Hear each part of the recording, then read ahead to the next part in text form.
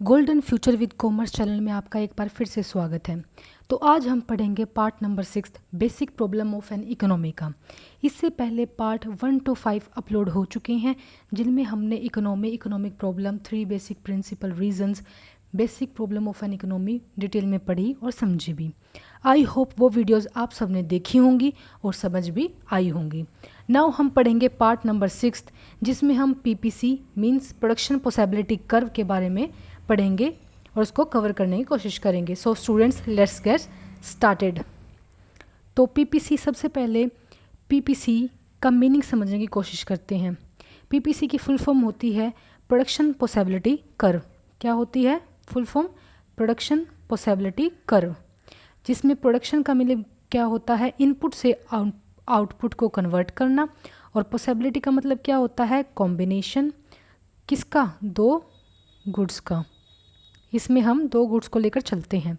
Curve का मतलब क्या होता है?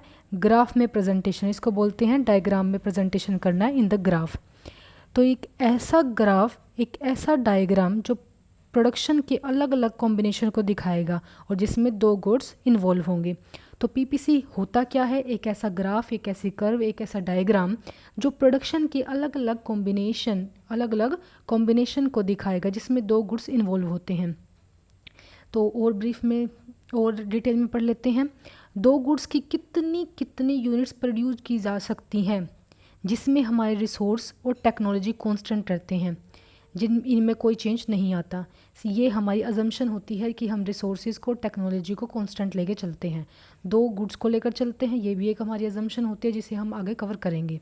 सिर्फ इसमें मीनिंग समझने की कोशिश करते हैं कि दो गुड्स की कितनी यूनिट्स प्रोड्यूस की जा सकती है। पीपीसी एक कर्व होता है, उस कर्व के ऊपर जो भी हमारे पॉसिबिलिटी कॉम्बिनेशन बनेंगे उस पर हम प्रोड्यूस कर सकते हैं, क्योंकि वहाँ पर हमारा फुल यूटिलाइजेशन ऑफ रिसोर्सेज भी होता है और वहाँ पर रिसोर्स और टेक्नोलॉजी कांस्टेंट रहते हैं, बार बार बदलते नहीं हैं। पॉइंट क्या पढ़ना है इसमें एक और? वैसे तो हमारे इकोनॉमी में बहुत सारे प्रोडक्ट्स बनाए जाते हैं, लॉट ऑफ प्रोडक्ट बनाए जाते हैं, लेकिन पीपीसी पर ओनली 2 गुड्स के कॉम्बिनेशन के बारे में बात करेंगे, जो कि मैंने अभी आपको बताया था। कॉम्बिनेशन किसका? 2 गुड्स का। ओके। उसके बाद पीपीसी को बहुत सारे नामों से जाना जाता है। पहला नाम है इसका प्रोडक्शन पॉसिबिलिटी फ्रंटियर, सेकंड है प्रोडक्शन पॉसिबिलिटी बाउंड्री, थर्ड नाम है ट्रांसफॉर्मेशन कर्व, फोर्थ नाम है ट्रांसफॉर्मेशन बाउंड्री और फिफ्थ नाम है फ्रंटियर, ट्रांसफॉर्मेशन फ्रंटियर। तो ये अनदर नेम थे इसके, जिन नामों से पीपीसी को जाना जा सकता है। अगर पेपर में क्वेश्चन आ गया इन नाम से रिलेटेड तो हम समझेंगे वो पीपीसी का ही क्वेश्चन है। तो प्रोडक्शन पॉसिबिलिटी शेड्यूल क्या होता है? प्रोडक्शन पॉसिबिलिटी शेड्यूल का मतलब जानने की कोशिश करते हैं। शेड्यूल क्या होता है? शेड्यूल का मतलब होता है टेबल। क्या होता है? टेबल। तो पीपीसी की एक टेबल बनती है जो पीपीसी कर्व को बनाने में हेल्प करती है। यहाँ पर हमारे पॉसिबिलिटी आती है और ऊपर हमारे ये दो गुड्स आते हैं, जो कि ओनली 2 गुड्स ही हम लेकर चलते हैं। अब वीट जो लैक्स में प्रोडक्शन हो रहा है इसका 100 में, 90 बी का जो पॉसिबिलिटी है वो 90 वीट की होगी, क्लोथ 1000 होगा, और सी पे 70 लाख 2000, डी पे 40 लाख 3000। ये सब कॉम्बिनेशन है, इस पर हम क्या कर सकते हैं? प्रोडक्शन कर सकते हैं और इनमें ऑप्टिमम यूटिलाइजेशन ऑफ रिसोर्सेज होगा। अब देखते हैं पीपीसी कर्व क्या होता है। पीपीसी कर्व ये रही हमारी एक छोटी सी पीपीसी कर्व जो कि हम समझाने के लिए बनाई है, जिसमें हमारा ये 0 पॉइंट है, यहाँ पर एक्स एक्सिस दिया गया है, यहाँ पर वाई एक्सिस दिया गया है। ये एक हमारी पीपीसी कर्व है। इस पीपीसी पर जो भी मैंने ये पॉइंट बनाए हैं, ये जो पॉइंट बनाए गए हैं ये सब अटेनेबल हैं, इनको ही हम चूज़ करेंगे जो कि हमारे रिसोर्सेज के अंदर आते हैं। लेकिन जो पॉइंट इस पीपीसी के बाहर आएंगे वे अनअटेनेबल हो जाएगा। क्यों? क्योंकि हम रिसोर्सेज को बढ़ा नहीं सकते, हमारे पास लिमिटेड रिसोर्सेज ही अवेलेबल हैं। और जो इस पीपीसी के अंदर पॉइंट है वो इनएफिशिएंट यूटिलाइजेशन ऑफ रिसोर्सेज है, मतलब रिसोर्सेज तो थे हमारे पास लेकिन हमने उनका प्रॉपर यूटिलाइजेशन नहीं किया। तो ये थी हमारी पीपीसी कर्व। तो अब हमने यहाँ तक जान लिया है कि पीपीसी का मीनिंग क्या होता है, पीपीसी की फुल फॉर्म क्या होती है, पॉइंट क्या क्या इंक्लूड है इसमें, अनदर नेम क्या थे इसके, और शेड्यूल कैसे बनता था और कर्व कैसे बनता था। नाउ अकॉर्डिंग टू राइटर हम पढ़ने की कोशिश करते हैं। तो क्या बोलते हैं? Modern economics explain basic problem of an economic system with the help of production possibility schedule and production possibility curve. तो मॉडर्न इकोनॉमिस्ट है वे जो बेसिक प्रॉब्लम हमने पिछले वीडियोस में कवर की थी उनका सॉल्यूशन करने के लिए हम पीपीसी का यूज़ करते हैं। तो इन सॉल्यूशन करने से पहले हम पहले इन कंसेप्ट को जानने की कोशिश करेंगे कि क्या क्या इसमें इंक्लूड होता है।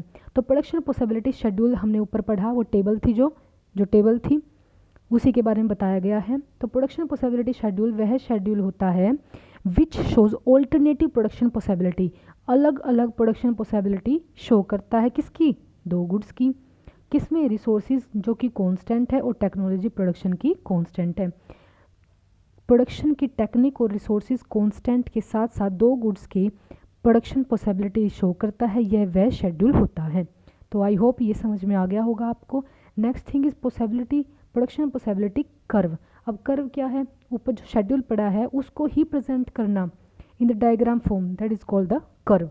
तो क्या बोलते हैं, production possibility curve is a graphic presentation, यह ग्राफिक प्रेजेंटेशन है किसकी, प्रोडक्शन पॉसिबिलिटी शेड्यूल की, जो शो करता है alternative possibility of two sets of the goods, दो सेट्स ऑफ गुड के, गिवन रिसोर्सेज और टेक्नोलॉजी ऑफ प्रोडक्शन, रिसोर्सेज और जो हमारी टेक्निक है वो कांस्टेंट रहेगी। ये इसको हम प्रोडक्शन पॉसिबिलिटी बाउंड्री और फ्रंटियर भी कहते हैं। क्यों, क्योंकि यह लिमिट शो करता है किसी भी प्रेजेंट रिसोर्सेज को यूज़ करके जो भी प्रोड्यूस करेंगे हम उसकी लिमिट को शो करेगा, ना बाहर ना अंदर, यह सिर्फ एक ऑप्टिमम यूटिलाइजेशन ऑफ रिसोर्सेज का शो करेगा। अब ये मैंने अनदर नेम भी बताए थे आपको, ये दोबारा रिपीट हो गया है कि this curve is also called transformation line और ट्रांसफॉर्मेशन कर्व।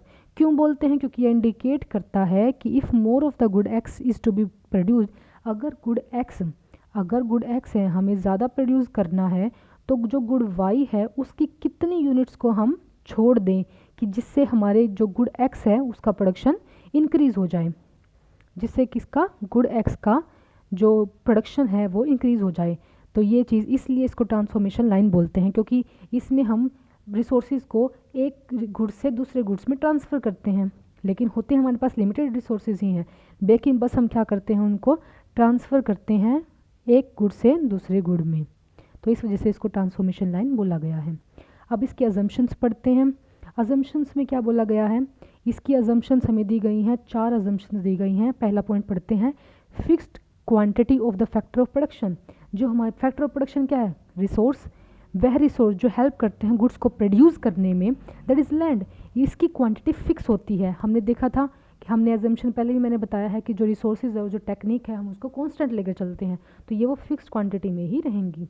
क्या बोलते हैं, the quantity of the factor of the production is assume to be fix but they can be transform from one use to another although to a limited extent. एक good से दूसरे good में transfer किए जा सकते हैं लेकिन वो लिमिटेड ही रहेंगे। उनकी जो, जैसे हमारे पास एग्जांपल के तौर पे लैंड है, लैंड हमारे पास ज़मीन है, इसको ना तो हम इतनी, मेरे पास लिमिटेड अमाउंट है, लेकिन मैं यहाँ पर वीट बना रही हूँ, यहाँ पर क्लोथ का प्रोडक्शन चल रहा है, सिर्फ ये कर सकते हैं कि 40%, 60%, ये ऐसे बांट सकते हैं, 50 रेशो कर सकते हैं, लेकिन इसको, ये रिसोर्सेज तो मेरे पास लिमिटेड, सिर्फ इतनी तो ज़मीन है, कोई एक्स्ट्रा ज़मीन तो नहीं आ जाएगी।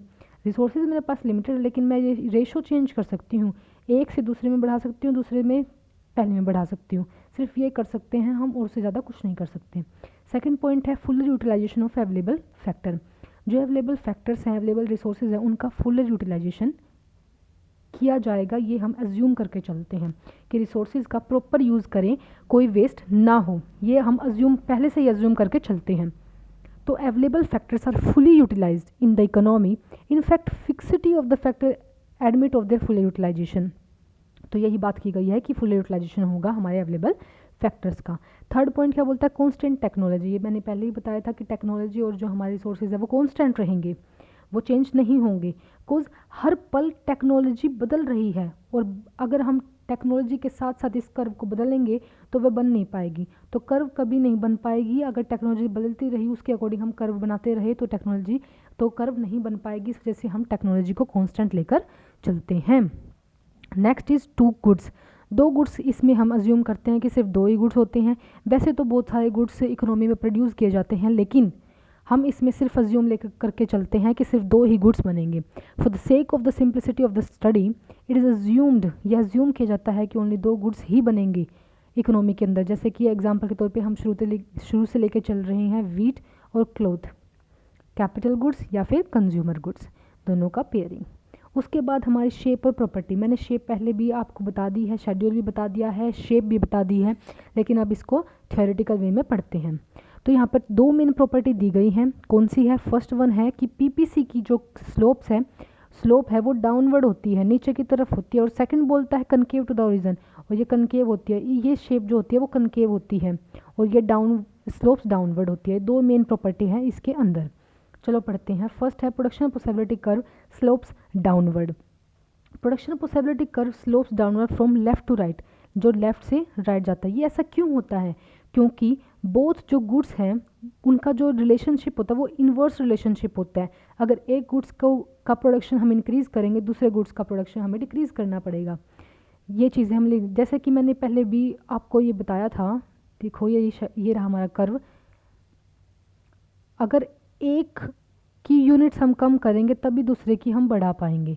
एक की हमने कम करी तभी हम दूसरे की बढ़ा पाए, एक की हमने कम करी तभी तीसरे की बढ़ा पाए। तो ये चीज़ें ऐसे चलती हैं, एक की कम करेंगे दूसरे की बढ़ा पाएंगे, क्योंकि रिसोर्सेज हमारे पास लिमिटेड है। आओ हम दोबारा अपने पॉइंट पर चलते हैं। Production possibility curve slopes downward from left to right होती है। It is because under full employment situation production of both the goods can not be increased. अगर फुल एम्प्लॉयमेंट सिचुएशन है, मतलब सभी रिसोर्सेज पूर्ण रूप से लगे हुए हैं प्रोडक्शन करने में, तो both goods can not be increase, दोनों गुड्स इंक्रीज नहीं हो पाएंगी। इस वजह से हमें बांटना पड़ेगा, लोकेशन करना पड़ेगा एक गुड्स से दूसरे गुड्स में, अगर प्रोडक्शन हमें बढ़ाना है तो। फॉर इंस्टेंस, उदाहरण के तौर पर क्या बोलता है कि good X is produced more than good Y will be produced less, कि गुड एक्स प्रोड्यूस ज़्यादा होंगी तभी गुड वाई प्रोड्यूस लेस होंगी। अगर हमें गुड एक्स का प्रोडक्शन ज़्यादा करना है तभी उसकी वजह से हमारा गुड वाई कम प्रोड्यूस होगा, क्योंकि रिसोर्सेज हमारे पास स्कार्स हैं, लिमिटेड हैं। Second point is production possibility curve is concave to the point of origin. Concave ये क्यों होता है? क्योंकि यहाँ पर जो हमारा रेट ऑफ सब्सटीट्यूशन होता है, जिसे हम बोलते हैं MRT, marginal rate of transformation, इसका मतलब होता है मार्जिनल रेट ऑफ ट्रांसफॉर्मेशन, या फिर हम बोल देते हैं रेट ऑफ सब्सटीट्यूशन। इसका मतलब क्या है कि कितना गेन करने के लिए कितना सेक्रीफाइस करना पड़ेगा, ये चीज़ ये बोलती है। इस वजह से इसकी कनकेव शेप बनती है।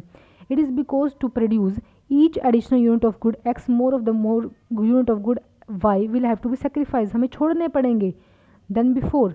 गुड एक्स के अगर हमने एडिशनल यूनिट प्रोड्यूस करनी है तो गुड वाई की ज़्यादा से ज़्यादा यूनिट हमें त्यागनी पड़ेगी। इसी को तो अपॉर्चुनिटी कॉस्ट बोलते हैं, कि producing every additional unit of good x की हर एक एडिशनल यूनिट प्रोड्यूस करने के लिए हमें क्या करना पड़ेगा?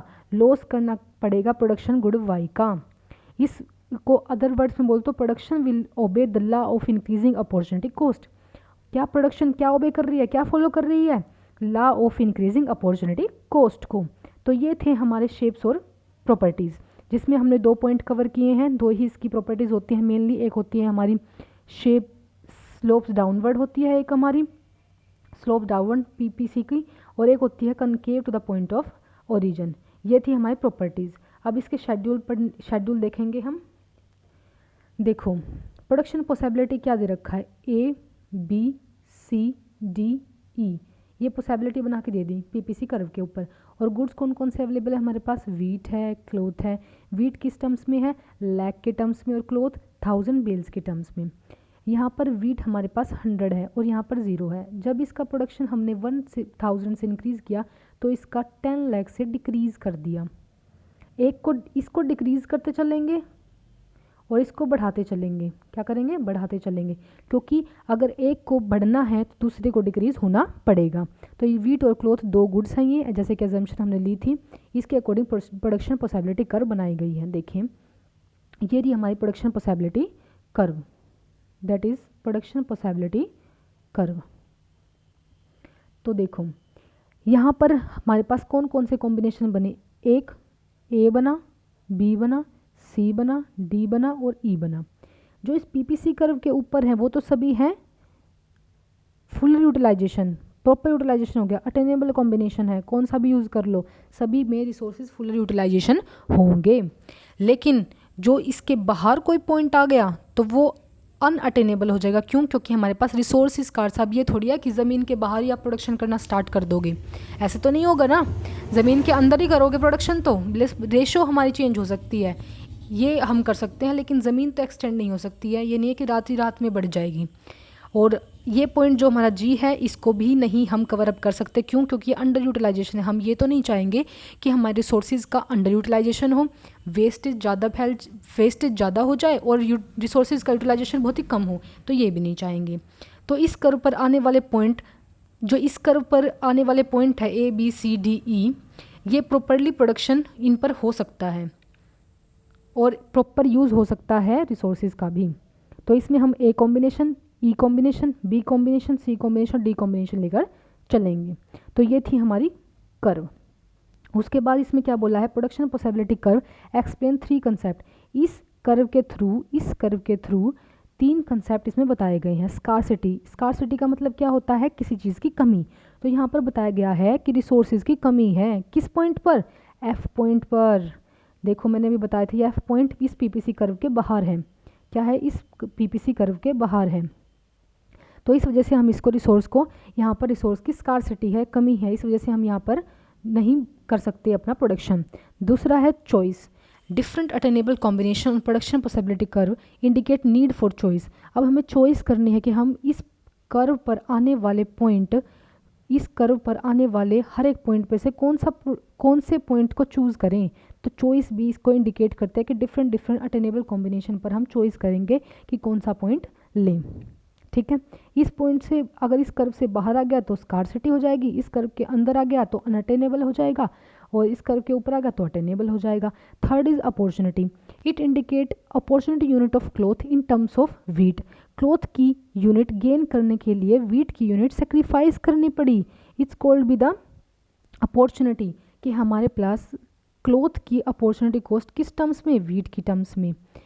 क्योंकि क्लॉथ की यूनिट को हमने बढ़ाया है 0 से 1 2 3 4,000 में बढ़ाया हमने, और क्लॉथ को कम करते गए, तो ये अपॉर्चुनिटी कॉस्ट इसकी बन गई थी। तो 3 पॉइंट से 3 कंसेप्ट से जो कि हमने यहाँ पर डिस्कस किए हैं।